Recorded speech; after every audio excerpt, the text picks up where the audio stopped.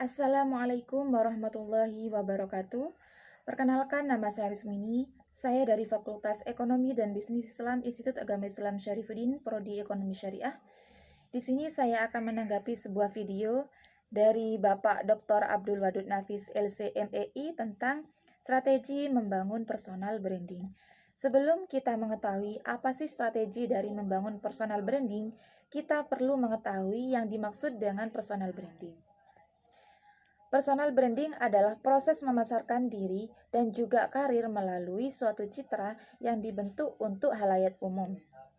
Nah, kemudian citra ini dapat dipresentasikan melalui berbagai cara atau melalui berbagai jalur, seperti di media sosial, kemudian di blog, kemudian di situs web pribadi, dan juga melalui perilaku di depan umum.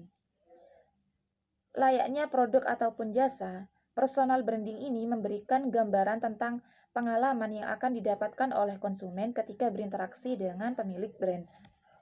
Kemudian fungsi dari personal branding. Yang pertama yaitu sebagai pembeda. Kemudian yang kedua, fungsi dari personal branding yaitu promosi dan juga sebagai daya tarik. Kemudian yang ketiga yaitu personal branding berfungsi sebagai untuk keyakinan. Kemudian yang terakhir yaitu personal branding berfungsi sebagai pengendali pasar. Kemudian tujuan dari personal branding yang pertama, membentuk persepsi masyarakat. Yang kedua, membangun rasa percaya masyarakat kepada brand. Kemudian yang ketiga, dengan adanya rasa percaya masyarakat terhadap brand tersebut, maka personal branding ini tujuan yang ketiga itu untuk membangun rasa cinta masyarakat terhadap brand tersebut. Adapun manfaat dari personal branding ini yang pertama, personal branding bermanfaat sebagai untuk pembeda, kemudian personal branding untuk menciptakan koneksi, kemudian personal branding untuk meningkatkan authority.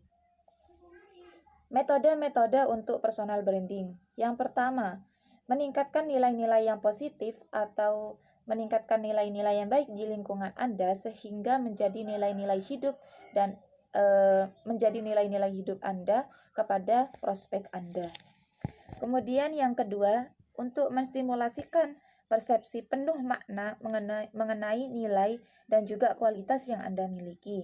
Kemudian yang ketiga, menyatakan kepada orang lain bahwa Anda itu berbeda dengan orang lain. Kemudian yang keempat, menggunakan teknik personal branding yang tepat sehingga tidak terlihat vulgar ataupun tidak terlihat sombong.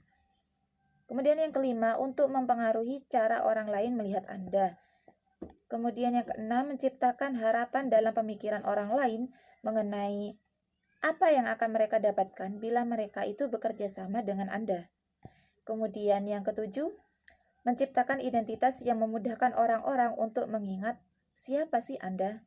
Kemudian yang kedelapan, untuk membuat prospek Anda melihat diri Anda sebagai satu-satunya jalan keluar bagi masalah mereka. Kemudian yang kesembilan, memosisikan diri atau menempatkan Anda untuk menempatkan Anda itu unik dan lebih baik dibanding pesaing yang lain. Kemudian intinya memosisikan Anda itu lebih baik dibandingkan dengan posisi orang lain di pasar. Kemudian tips untuk membangun personal branding di media sosial. Yang pertama, gunakanlah nama yang sama dalam setiap media sosial Anda, baik itu di Instagram, baik itu di Facebook, kemudian di media sosial lainnya. Yang kedua yaitu memperbarui profil sosial media secara berkala. Perlu untuk memperbarui profil kita itu secara berkala. Kemudian yang ketiga, temukan dan posting sesuai passion Anda. Kemudian passion kamu itu ada di mana sih? Maka tempatkan dan temukan kemudian posting sesuai passion Anda. Kemudian yang keempat, bergabung dalam grup dan juga komunikasi. Kemudian yang terakhir yaitu pilihlah media yang tepat. Sekian pendapat dari saya, kurang lebihnya mohon maaf.